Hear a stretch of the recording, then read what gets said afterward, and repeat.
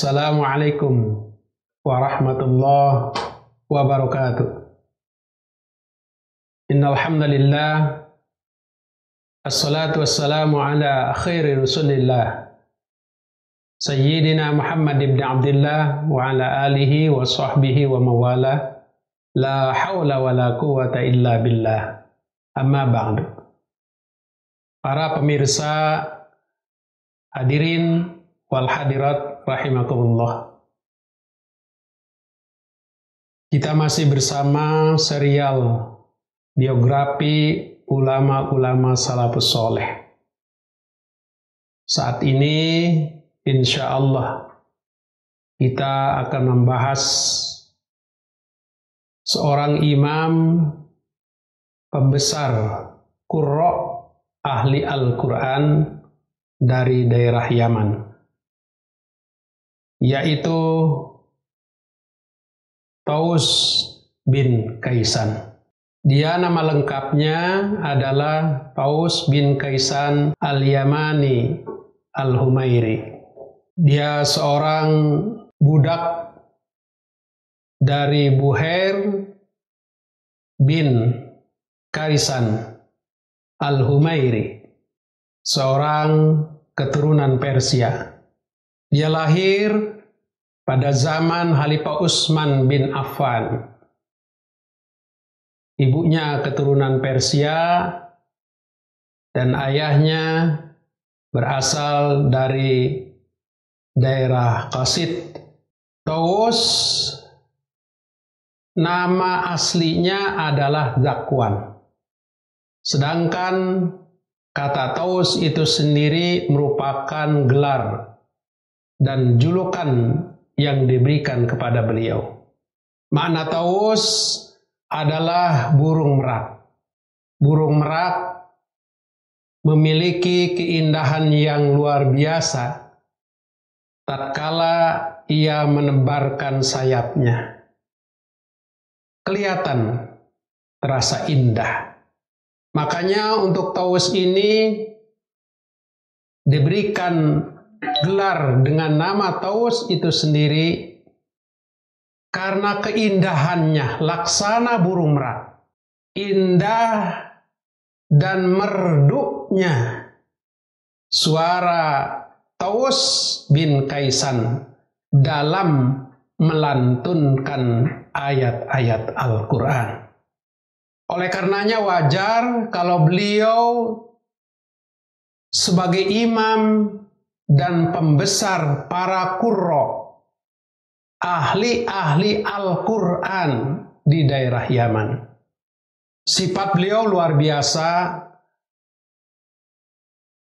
dengan akhlak yang sangat mulia. Namun Taus bin Kaisan ini seorang hamba Allah yang berperawakannya sedang, tidak terlalu tinggi, tidak terlalu pendek.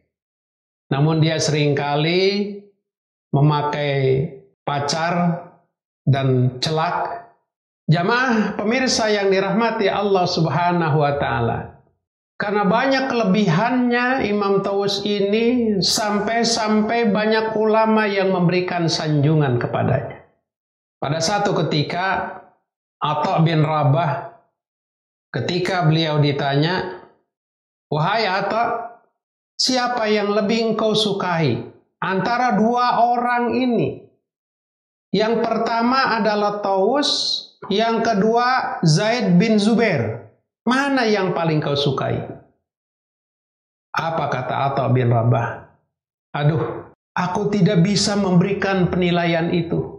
Karena dua-duanya ini adalah orang yang memiliki kesamaan dari sisi keilmuan, yang memiliki kesamaan tingkat kepercayaannya di masyarakat yang luar biasa.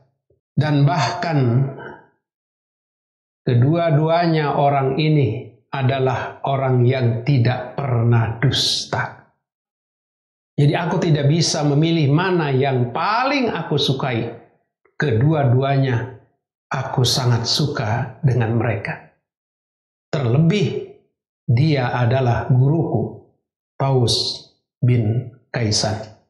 Oleh karenanya di dalam satu keterangan, Taus bin Kaisan ini seorang hamba Allah yang banyak menyatakan bahwa dia sebagai penduduk surga, sebagai ahli surga. Mengapa demikian? Karena seluruh akhlaknya, tingkahnya, ucapannya, perkataannya, ibadah-ibadahnya, seluruhnya mencerminkan pelaksanaan amaliyah ibadah, ucapan, dan lain sebagainya sebagai ahli surga. Oleh karenanya, Taus bin Kaisan ini di samping dia sebagai ahli ibadah dan juga dia sebagai ahli fikih, ahli hadis, ahli Al-Quran, yang ketika itu di Yaman bahwa beliau sebagai rujukan Al-Quran. Kita tahu hadirin yang dirahmati Allah Subhanahu wa Ta'ala, bahwa daerah Yaman ini merupakan daerah gudangnya para habaib, zuriyah Rasulullah Sallallahu Alaihi Wasallam. Bahwa di daerah Yaman ini juga gudangnya para ahli ilmu fikih, ilmu tafsir, ilmu tasawuf, dan lain sebagainya. Oleh karenanya wajar bahwa dari sosok seorang Taus bin Kaisan inilah yang telah menanamkan ilmunya yang beliau terima dari para guru-gurunya.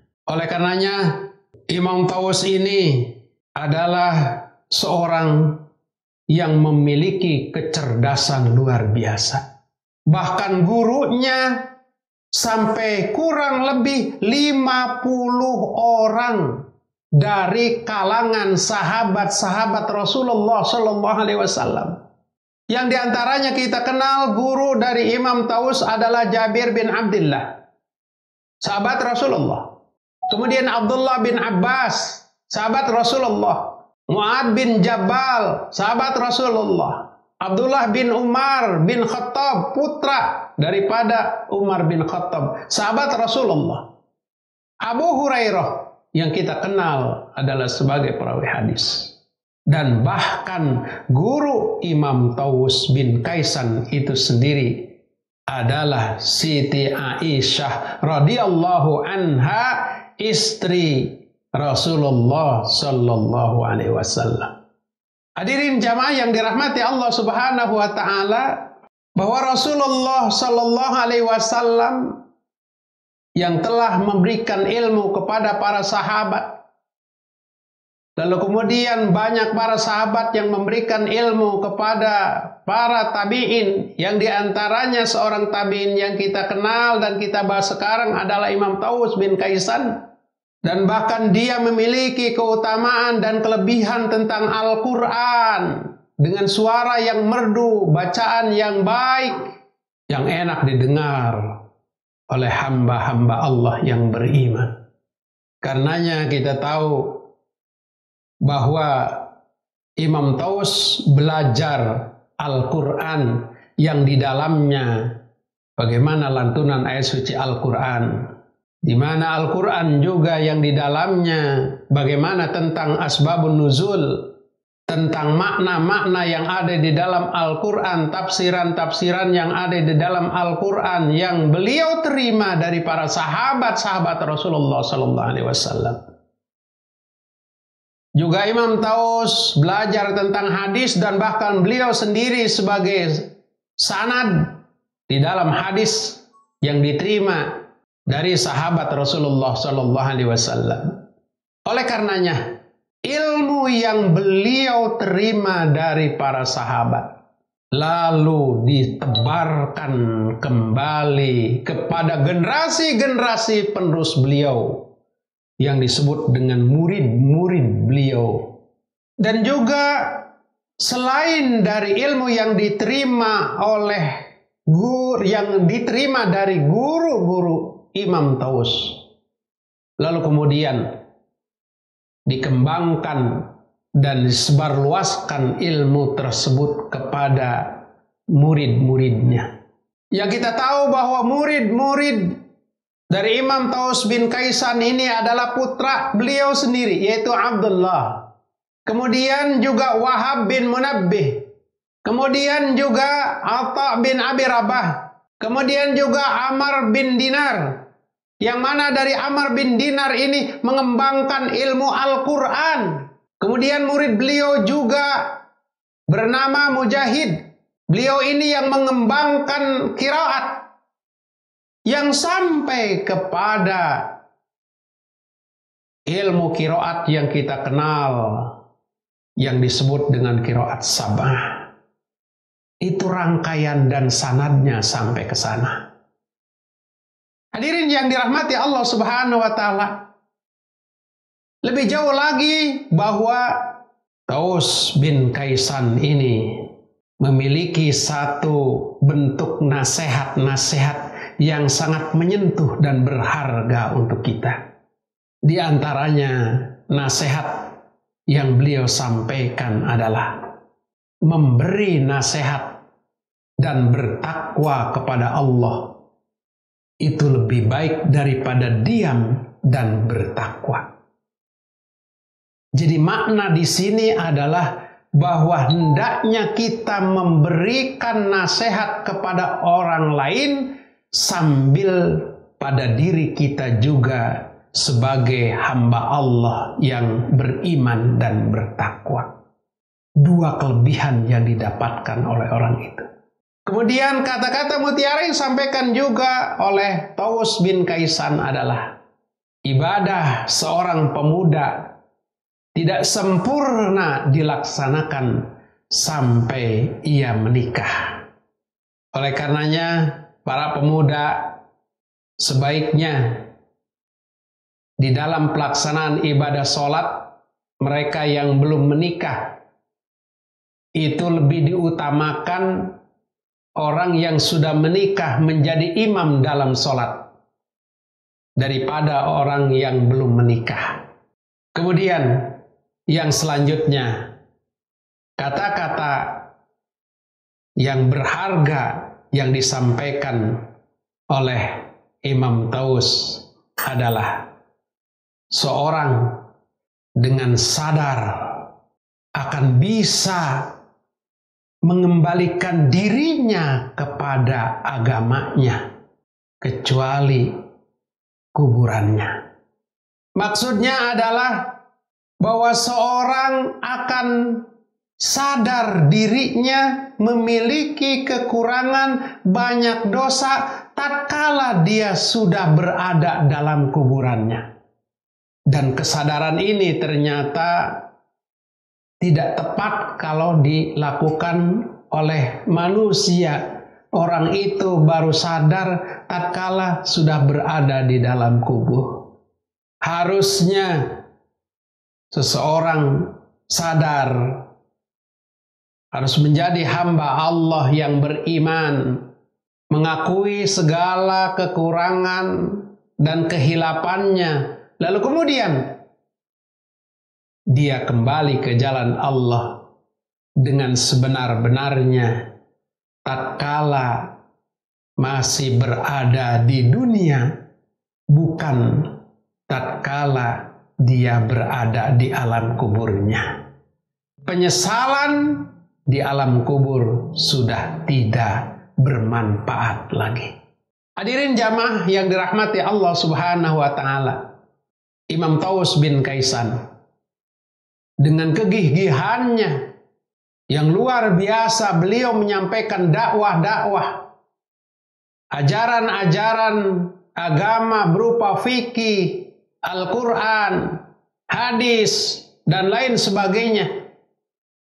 Lalu beliau pada akhirnya sampai pada usia atau ajal yang telah ditetapkan oleh Allah Subhanahu wa taala. Beliau wafat pada 8 Dzulhijjah, hari Tarwiyah, tahun 106 Hijriyah, saat beliau menunaikan ibadah haji. Luar biasa, tatkala beliau wafat, orang-orang seluruhnya mengerumuni beliau untuk bisa melaksanakan sholat di Masjidil Haram, karena beliau disolatkan di Masjidil Haram. Dan pada saat sholat, Khalifah Hisham bin Malik, karena pada saat itu di Arab Saudi dipimpin oleh seorang khalifah, Hisham bin Malik juga turut menyolati jenazah Taus bin Kaisan. Namun, sekalipun banyak orang yang menyolatkan, tapi lalu kemudian tidak ada seorang pun yang dapat mengetahui di mana beliau dimakamkan. Yang walaupun pada saat itu setelah disolatkan lalu kemudian dimakamkan, tetapi semua orang tidak menemukan di mana makamnya. Seolah-olah tidak ada ciri dan tanda makamnya. Luar biasa. Karenanya mudah-mudahan biografi ulama salafus soleh ini, Imam Taus bin Kaisan sebagai seorang imam dan pembesar Qurra dari Yaman, memberikan manfaat untuk kita. Terima kasih. Kurang lebihnya mohon maaf. Wallahul muwaffiq ila aqwamit thoriq.